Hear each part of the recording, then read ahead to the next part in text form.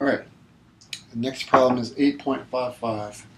We are given a list of elements. We are to arrange them in order of increasing IE1, which stands for ionization energy number 1. All right, now what in the world is ionization energy, and specifically ionization energy number 1, which is more accurately called the first ionization energy? Turns out that for any element we want to talk about, this is the element M, it's just a generic symbol, it's not a real thing, right? We can strip an electron from that atom to make an M+1 ion and 1 electron.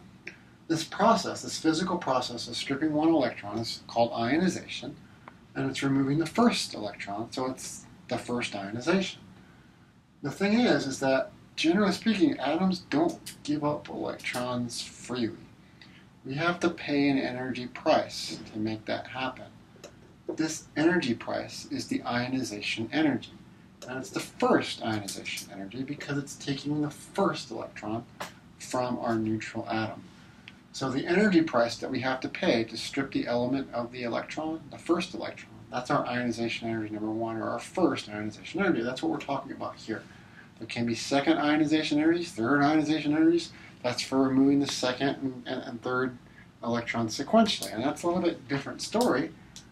But right now we're talking about the first ionization energy. There is a periodic trend that elements show with regards to the first ionization energy. The first trend is that ionization energy will decrease as you go down a group from top to bottom. The second trend is that the ionization energy will increase across the period from left to right. So as you go down a group, the ionization energy decreases. As you go across from left to right, we get an increase in ionization energy. Turns out that this trend makes a good bit of physical sense, okay? We'll talk about that as we go along. But let's just jump into the problem. We'll start with letter A. In letter A, we're given 3 elements. You'll find all of these elements, I do believe, in group 2A of the main group elements. You take a second to look at your periodic table. Follow along with a periodic table so that you can visualize where all these elements appear. Okay? So as I'm looking at these 3 elements, they're all in the same group, the same vertical column of the periodic table. So there's a rule that makes it pretty easy to figure out which of these is going to have the largest and smallest ionization energy, how to order them. That rule is A here. The ionization energy decreases down a group. So as you go down towards the bottom of the group, the ionization energies get smaller and smaller and smaller, okay? So we simply have to figure out which element is at the bottom, which is our BA, and the one that's in the middle is the SR, followed by the CA. Okay? Just take a minute to localize those guys on the periodic table. Now, why does this trend make physical sense? Okay? Think about these elements for a second. They're all in the same group, so think about their atomic radii and also the atomic orbitals that the electrons exist within. For calcium, we've got a 4s2 valence configuration. For strontium, it's a 5s2, and for barium, it's 6s2. So as we go down this group, we're putting those s valence electrons further and further and further from the nucleus. We're increasing the primary quantum number.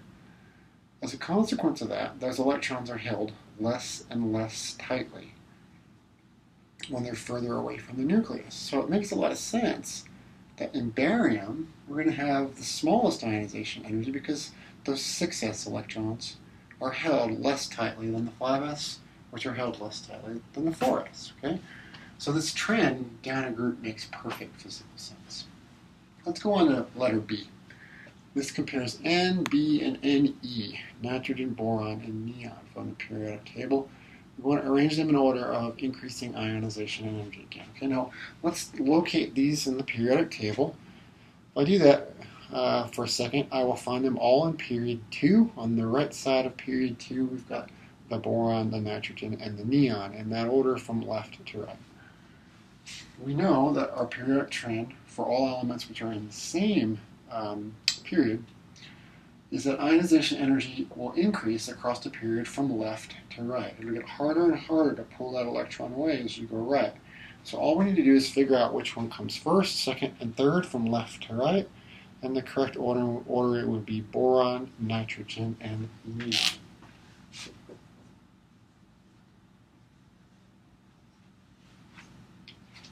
Now, I would point out while we're talking about neon, neon is one of our noble gases. It's in that final column all the way to the right of the periodic table. What do you think about noble gases? Would it be hard to ionize them? Would they have large ionization energies? They in fact do. It's really hard to ionize noble gases. They have huge ionization energies as a result. They don't want to be ionized at all. They're perfectly happy and stable with their full valence shell. Moving on to letter C. We've got three other elements. We got Br, Rb, and Se. Br, Rb, and Se. So I'm just taking a second to look at my periodic table in my book. I would invite you to do the same to locate where these elements are at so that we can directly compare them. And then we can talk about periodic trends here with respect to first ionization energy. So the first thing I notice about this is that these elements are in two different periods. Rb is in period 5, the other two are in period 4. So it looks like we're going to have to kind of use our chemical intuition here and maybe use both of these rules to a certain degree, okay? So what do we think about Br and Se since they are in period 4, the same period? Well, it seems like we can use the second rule that the ionization energy increases across the period from left to right. So to me, that suggests that bromine should have a higher ionization energy than Se. So bromine should be bigger than Se by invoking this second rule. I think that makes a little bit more sense chemically. Both of these would probably have a reasonably good ionization energy because these elements, they generally don't want to give up electrons. In fact, they're searching for more usually. So it's going to be a little bit difficult to get an electron from either one of those, but it should be a little bit harder to get it from the bromine compared to the Se. What other element we got? Oh, we got Rb, right? Rb now is in period 5. It would have a 5s1 electron configuration, and we want to say something, just make general statements about the ionization energy of the Rb with that 5s1. So the electrons in the other two elements are essentially 4p valence electrons. They're a little bit closer to the nucleus than the 5s1 of the rubidium. In addition, if we got rid of that 5s1, we would be isoelectronic with krypton, which is a noble gas, and elements generally like to do that. So my guess is this Rb being down kind of at the bottom of group 1, it's not going to be all that difficult to get an electron from that. In fact, that's going to be one of the elements which are easier to ionize. Things in that bottom left-hand corner, generally pretty easy to ionize. They're okay with giving up electrons. So I think that element of all of these is going to be by far the easiest to ionize. Certainly less than these other two. The other ones are looking for electrons even more than what they've got. They're not really going to want to give up any, okay? Because we can invoke this other periodic trend,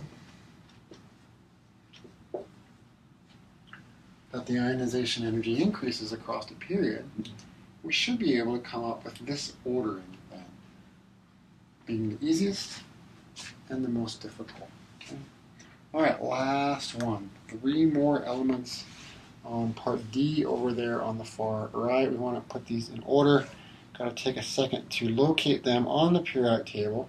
AS is element 33. SB is right below it, element 51, and then we got the SN at element 50, which is right to the left of the 51, okay?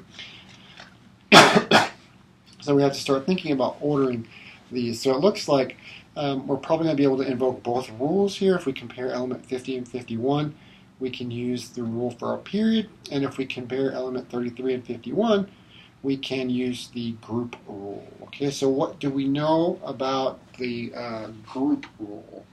ionization energy decreases as we go down. So what that tells me is that AS as compared with SB, AS should be greater, okay? Because it decreases as we go down a group. So rule number 1. Now if we're comparing the other two elements, element 50 and 51, ionization energy will increase across the period as we go to the right, which means that SB should be what? Greater than SN.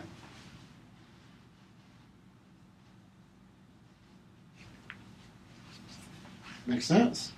So it looks to me that if we logic our way through this, SB is going to be kind of here in the middle. AS should be greater than that. My 10 should be over here. Makes sense? Alright, so this is arranging in order of ionization energy number 1. Another thing that you should get good at for your homework problems in your exam, because it's really easy to ask questions on this on multiple choice type test. Alright? Another thing I wanted to point out with you before I end this video is that what we talked about here is the trend for the first ionization energy. The first ionization energy. Things get a little bit more complicated if you start talking about the second ionization energy or the third ionization energy, because then you've already removed some electrons, so you have to really start thinking about the electron configuration of what results, that positive 1 ion. It always becomes more difficult to take electrons from positively charged ions, but some ions become really difficult to take electrons from. So say, for instance, I ionize a sodium plus 1, and I make sodium plus 1. Okay, so I take a sodium, I add some energy, this is the IE1, and I make sodium plus 1 and 1 electron. And then I take sodium plus 1 and I add more energy, an IE2, second ionization energy, to make sodium 2 plus and 1 electron. This first reaction may not cost me all that much energy because sodium likes to lose an electron to form sodium plus 1. It can become isoelectronic with neon, the previous noble gas, right? But in this case, if I've already made sodium plus 1, and I add more energy, ionization energy 2, maybe I can strip a second electron to make it sodium plus 2. Okay, there's nothing wrong with running that reaction. It's just that it's not very familiar to us because it tends not to happen in nature all that much. And the reason why, of course, what do you think the magnitude of IE2 will be? To get rid of that second electron, is sodium plus 1 going to want to give up a second electron? No, not at all. Because it's by giving up the first one, it became isoelectronic with the nearest noble gas, the neon. If I give up a second electron, that's going to completely screw that up to make sodium 2 plus, and I'm not going to have my full octet anymore. So that's going to be a huge energy price to pay here if I'm going to do this. Okay, so things become a little bit more complicated when you start thinking about second and third ionization energies, right?